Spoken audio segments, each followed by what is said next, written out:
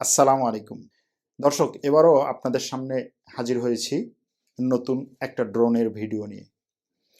তুরস্কের ড্রোন সম্পর্কে এর আগে 2-3টে ভিডিও করেছি এবং সে ভিডিওগুলোতে এটুকু বলার চেষ্টা করেছি যে তুরস্কের এই ড্রোন সাফল্যকে বিশ্বের সবচেয়ে শ্রেষ্ঠ হিসেবে দেখার আসলে কিছুই নেই। অন্যান্য অনেকগুলো দেশের সাথে তুলনা করলে তুরস্কের এই ড্রোন সাফল্য অবশ্যই গুরুত্বপূর্ণ, কিন্তু তার মানে এ নয় যে তুরস্ক ড্রোনের ক্ষেত্রে বিশ্বে 1 নম্বর অবস্থানে আছে। অবশ্যই না। তুরস্কের চেয়েও শক্তিশালী ড্রোন তৈরি করছে আমেরিকা, চায়না এবং আরও 2-1টি দেশ। তবে তুরস্কের নিজস্ব তৈরি ড্রোনের ক্ষেত্রে এত দ্রুত যে সফলতা অর্জন করবে এটা হয়তো অনেকেই ভাবেনি। সেদিক থেকে এই সাফল্য গাথাগুলো বলার চেষ্টা করছি। আজকে যে ড্রোনটির কথা বলবো সেটি হচ্ছে আকসুঙ্গুর ড্রোন। এই আকসুঙ্গুর হচ্ছে তুরস্কের অ্যারোস্পেস ইন্ডাস্ট্রিজের তৈরি আঙ্কা ড্রোনেরই একটা আপডেটেড ভার্সন। যেমন এর আগে একটা ভিডিওতে আকিঞ্জি ড্রোন সম্পর্কে আলোচনা করেছিলাম এবং সেখানে বলেছিলাম যে এই আকিঞ্জি ড্রোন হচ্ছে তুরস্কের বাইরাক্তার TB2 ড্রোনের বড় ভাই। ঠিক একইভাবে বর্তমানের এই আকসুঙ্গুর ড্রোন হচ্ছে তুরস্কের আঙ্কা ড্রোনের বড় ভাই। তুরস্কের সবচেয়ে বড় ড্রোন প্রস্তুতকারক 2টি কোম্পানি আছে। এই দুটির একটা হচ্ছে সরকারি সংস্থা টার্কিশ এয়ারোস্পেস ইন্ডাস্ট্রিজ, আরেকটা হচ্ছে বাইকার মাকিনা, বাইরাক্তার যে ড্রোনগুলো তৈরি করে সেগুলো। একটা সরকারি আর একটা বেসরকারি, এবং এই দুটি ড্রোন তৈরিকারক কোম্পানি প্রায় একই ধাঁচে এগিয়ে চলছে। প্রথম বাইকার কোম্পানি তৈরি করলো বাইরাক্তার TB2, আর তুরস্কের এই অ্যারোস্পেস কোম্পানি বা TAI তৈরি করলো আঙ্কা। এবং এই দুটো ড্রোনই ব্যাপকভাবে ব্যবহার করা হয়েছে বিভিন্ন ফ্রন্টে, সিরিয়ায়, লিবিয়ায়, এমনকি আজারবাইজানও। এখন এই যে দুটো ড্রোন, এগুলো বিভিন্ন দেশে বিক্রি হচ্ছে। আর স্বাভাবিকভাবে কোনো একটা দেশ তার উৎপাদিত যন্ত্রাংশ বা সামরিক যন্ত্রাংশ তখনই বিক্রি করে যখন ওই যন্ত্রাংশগুলো সে যথেষ্ট পরিমাণে ব্যবহার করে এবং এর পরের ধাপে সে উপনীত হয়। এক্ষেত্রে তুরস্ক এই বাইরাক্তার TB2 এবং আঙ্কার ক্ষেত্রে দ্বিতীয় ধাপে উপনীত হয়েছে। বাইরাক্তার TB2 এর ক্ষেত্রে দ্বিতীয় ধাপ হচ্ছে আকিঞ্জি ড্রোন, আর আঙ্কার ক্ষেত্রে দ্বিতীয় ধাপ হচ্ছে আকসুঙ্গুর ড্রোন। গত কয়েকদিন আগে এই আকসুঙ্গুর ড্রোনকে তুরস্কের নৌবাহিনীর কাছে হস্তান্তর করা হয়েছে। এখন এই ড্রোন তুরস্কের নৌবাহিনীকে কতটুকু সক্ষমতা দিবে সেটি নিয়ে আলোচনা করব। তবে তার আগে এই ড্রোনের প্রযুক্তিগত বৈশিষ্ট্যগুলো সম্পর্কে একটু জেনে আসি। এবার তুরস্কের সামরিক বাহিনীতে যোগ হলো হেভি কমব্যাট ড্রোন আকসুঙ্গুর। গত বুধবার দেশটির নৌবাহিনীর কাছে এই multi role and combat drone UAV হস্তান্তর করা হয়েছে। আর এর মাধ্যমে মূলত তুর্কি অ্যারোস্পেস ইন্ডাস্ট্রিজ TIA এর তৈরি নতুন উচ্চ প্রযুক্তির আকসুঙ্গুর তার নতুন যাত্রা শুরু করলো। বর্তমানে মার্কিন যুক্তরাষ্ট্র এবং ইসরায়েলের পাশাপাশি তুরস্ক তার নিজস্ব প্রযুক্তি ও উদ্ভাবনী সক্ষমতাকে কাজে লাগিয়ে বেশ কিছু নতুন সিরিজের হেভি কমব্যাট ড্রোন সার্ভিস এনে বিশ্বকে চমকে দিয়েছে। একেবারে নতুন প্রযুক্তির আকসুঙ্গুর হেভি কমব্যাট ড্রোন নিয়ে 1 দশক আগেই কাজ শুরু করলেও তুর্কি অ্যারোস্পেস ইন্ডাস্ট্রিজ TIA এই ড্রোনের প্রথম সফল ফ্লাইট টেস্ট সম্পন্ন করে 2019 সালের 20 মার্চ। 2020 সাল পর্যন্ত মোট 6টি প্রোটোটাইপ কপি তৈরি করা হয়। মাত্র 2 বছরে 60-এর কাছাকাছি ফ্লাইট টেস্ট পরীক্ষা ও গবেষণা শেষে চূড়ান্তভাবে তুরস্কের নৌবাহিনীর হাতে তুলে দেওয়া হয় এই ড্রোন।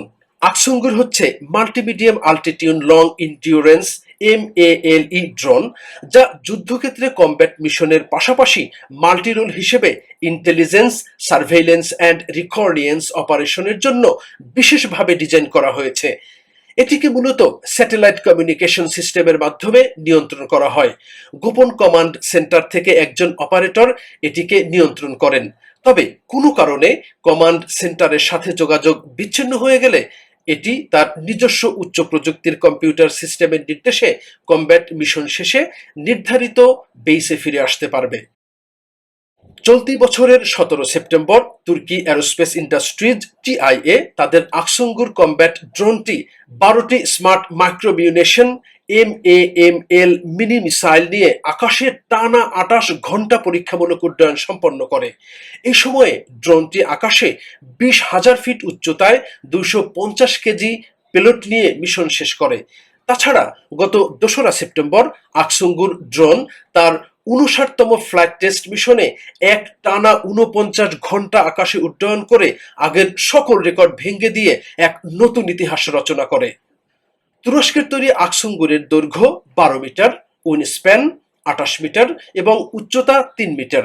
সম্পূর্ণ খালি অবস্থায় এর ওজন 1800 কেজি এবং maximum take off weight 3300 KG. শক্তি যোগানোর জন্য এটিতে 2টি টার্বো ডিজেল ইঞ্জিন ব্যবহার করা হয়।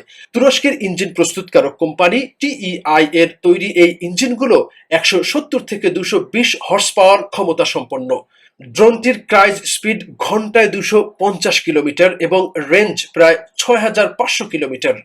এটি আকাশে এক টানা 60 ঘন্টা উড্ডয়ন করতে পারে এবং এটিকে ভূমি থেকে সর্বোচ্চ 40,000 ফিট উচ্চতায় শত্রুপক্ষের অবস্থানে নজরদারি বা হামলা চালানোর উপযোগী করে ডিজাইন করা হয়েছে।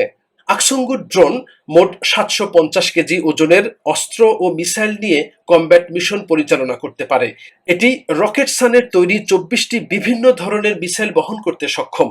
তাছাড়া এটি এন্টি সাবমেরিন ওয়ারফেয়ার রকেট এবং মেরিটাইম স্ট্রাইকের জন্য ছোট আকারের টর্পেডো বহন করে। বোমস হিসেবে এটিতে smart micro munition MAML MAMC এর পাশাপাশি তেবের 81 এবং তেবের 82 লেজার গাইডেন্স কিটস ইনস্টল করা যায়। তাছাড়া প্রিসিয়ন গাইডেন্স কিটস হিসেবে HGK 82/3 মিউনিশন বহন করতে সক্ষম। তুরস্কের বিমান প্রস্তুতকারক কোম্পানি এই ড্রোনের 4টি মডেল তৈরি করেছে।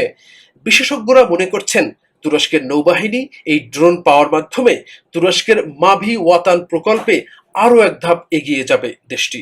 সেই সাথে ভূমধ্য সাগরে তার সামরিক শক্তি আরও বৃদ্ধি করতে সক্ষম হবে। এই ছিল আকসুঙ্গুর ড্রোনের প্রযুক্তিগত বৈশিষ্ট্য। এখন এই ড্রোন দেয়া হয়েছে তুরস্কের নৌবাহিনীকে এবং খুব অল্প সময়ে এই ড্রোন তৈরি করা হয়েছে। এই ড্রোনটি ব্যবহারের মাধ্যমে তুরস্কের নৌবাহিনী তার সক্ষমতা বৃদ্ধি করবে ভূমধ্যসাগরে এবং এজিয়ান সাগরে। ভূমধ্যসাগর এবং এজিয়ান সাগরে এখন তুরস্কের সাথে গ্রিসের প্রায় যুদ্ধ অবস্থা। সেখানে একে অপরকে হুমকি দিচ্ছে যুদ্ধ জাহাজ নিয়ে এবং একে অপরের জলসীমায় প্রবেশ করছে প্রতিনিয়তই এবং এই জলসীমায় প্রবেশগুলো পর্যবেক্ষণ করা হয়। সেক্ষেত্রে যুদ্ধ বিমান সেখানে পাঠিয়ে শুধুমাত্র পর্যবেক্ষণ করা অনেক ব্যয়বহুল একটা ব্যাপার। এজন্য যদি দীর্ঘ সময় পর্যন্ত উড়তে পারে এমন কোনো ড্রোন দিয়ে এই পর্যবেক্ষণগুলো করা হয় তাহলে অনেক সাশ্রয়ী হয় সেই দেশ। সেদিক থেকে চিন্তা করলে আকসুঙ্গুর ড্রোন তুরস্কের নৌবাহিনীকে আরও সাশ্রয়ীভাবে অনেক বেশি সময় ধরে আকাশে উড়ে ওই অঞ্চলে তার পর্যবেক্ষণ পরিচালনা করতে পারবে, কারণ আকসুঙ্গুর ড্রোন প্রায় 50 ঘন্টা আকাশে উড়তে পারে। এটা তুরস্কের এ যাবৎকালের সবচেয়ে বেশি সময় ধরে আকাশে ওড়া ড্রোন এবং এই ড্রোনগুলো যদি ওই অঞ্চলে বিশেষ করে ভূমধ্যসাগর এবং এজিয়ান সাগরে তুরস্ক ব্যাপকভাবে ব্যবহার করতে পারে তাহলে হয়তো ওখানে গ্রিসের যে সমস্ত অ্যাক্টিভিটিস আছে সেগুলোকে খুব ভালোভাবে পর্যবেক্ষণ করতে পারবে। যেমন গ্রিস এজিয়ান সাগরে অনেকগুলো দ্বীপকে এখন অস্ত্র দিয়ে সুসজ্জিত করছে, যেগুলো আসলে তুরস্কের সাথে যৌথ যে চুক্তি সে চুক্তি অনুযায়ী ওই দ্বীপগুলোকে নিরস্ত্র রাখা দরকার, কিন্তু গ্রিস সেই দ্বীপগুলোকে অস্ত্র দিয়ে সজ্জিত করছে। তো এক্ষেত্রে তুরস্কের এই ড্রোন হয়তো আরো বেশি পর্যবেক্ষণে রাখতে পারবে এবং তুরস্কের এই ড্রোন গ্রিসের নৌবাহিনীর যুদ্ধ জাহাজগুলোকেও ঠেকিয়ে রাখার ক্ষেত্রে প্রাথমিক ভূমিকা পালন করবে, এটা ধারণা করা হচ্ছে। এবং তুরস্কের এই আকসুঙ্গুর ড্রোন এ পর্যন্ত যতগুলো ড্রোন তৈরি করা হয়েছে তাদের মধ্যে সবচেয়ে বেশি অস্ত্র বহন করার ক্ষমতা রাখে। সেদিক থেকেও এটি তার শত্রুদের জন্য একটা ভীতির কারণ হবে। কিন্তু তার মানে এই নয় যে এই ড্রোনগুলো তুরস্কের সেনাবাহিনীর যে প্রয়োজন সে প্রয়োজনকে যথেষ্ট পরিমাণে পূরণ করতে পারবে, কারণ যুদ্ধ বিমানের তুলনায় ড্রোন হচ্ছে অনেকটা ধীরে চলে এবং যুদ্ধ বিমানের মতো এরকম খুব দ্রুত অ্যাটাক করতে সক্ষম না। সেদিক থেকে যুদ্ধ বিমানের বিরুদ্ধে ড্রোনকে ব্যবহার করা যথেষ্ট না। এক্ষেত্রে অবশ্যই আপনাকে যুদ্ধ বিমান ব্যবহার করতে হবে, কিন্তু ড্রোন যেটা করতে পারে সেটা হচ্ছে খুব কম খরচে অনেক বিধ্বংসী আক্রমণ করতে পারে। যদি ভূমধ্যসাগরে বা এজিয়ান সাগরে কোনো ধরনের যুদ্ধ বাধে, সেখানে তুরস্কের বিমান বাহিনীর যুদ্ধ বিমানগুলোর পাশাপাশি এই ড্রোনগুলো ব্যবহার করতে হবে এবং সেক্ষেত্রে হয়তো এই ড্রোনগুলো অনেক মুখ্য ভূমিকা পালন করবে। কিন্তু সেটা আজকেই না, এই ড্রোনগুলোর এখনো পর্যন্ত যথেষ্ট পরিমাণে উৎপাদনে যায়নি তুরস্ক। তবে এখানে আরেকটি জিনিস বলা দরকার, সেটা হচ্ছে যে কোনো একটা দেশের সেনাবাহিনী অথবা কোনো একটা দেশের সামরিক শিল্প যে জিনিসগুলোকে প্রচার করে বা প্রকাশ করে, সেগুলো প্রচার বা প্রকাশের আগেই বিভিন্নভাবে ব্যবহার করা হয় এবং ব্যবহারের একটা পর্যায়ে গিয়ে তারা এই জিনিসগুলোকে প্রচার করে, গণমাধ্যমে প্রচার করে যে আমরা এই জিনিসটা এখন ব্যবহার করছি বা আমরা এই অস্ত্রটিকে সেনাবাহিনী, বিমান বাহিনী বা নৌবাহিনীকে দিচ্ছি।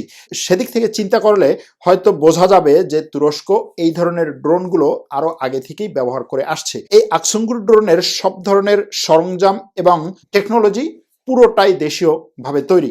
বিশেষ করে অন্যান্য ড্রোনগুলোর ক্ষেত্রে যে সমস্যাটি হয়েছে তুরস্কের, যে বাইরের থেকে ইঞ্জিন নিয়ে এসে ব্যবহার করা হয়েছিল, আকসুঙ্গুর ড্রোনে সেটি করা হয়নি। তো এই ছিল এই আকসুঙ্গুর ড্রোন নিয়ে আজকে আমাদের আলোচনা। তুরস্কের বাইরাক্তার TB2 ড্রোন নিয়ে এখনো পর্যন্ত আলোচনা করিনি, সেটা করব। সেখানে বলবো যে এই ড্রোনের পিছনের ইতিহাসটা কি এবং তুরস্কের এই যে ড্রোন শিল্পের যে অগ্রগতি বা সাফল্য বা উন্নতি, এটাকে নিয়ে আসার পিছনে এই বাইরাক্তার ড্রোনের খুব চমৎকার এবং খুবই কম জানা কিছু গল্প আছে, যে গল্পগুলো মানুষকে আসলে উদ্বুদ্ধ করে।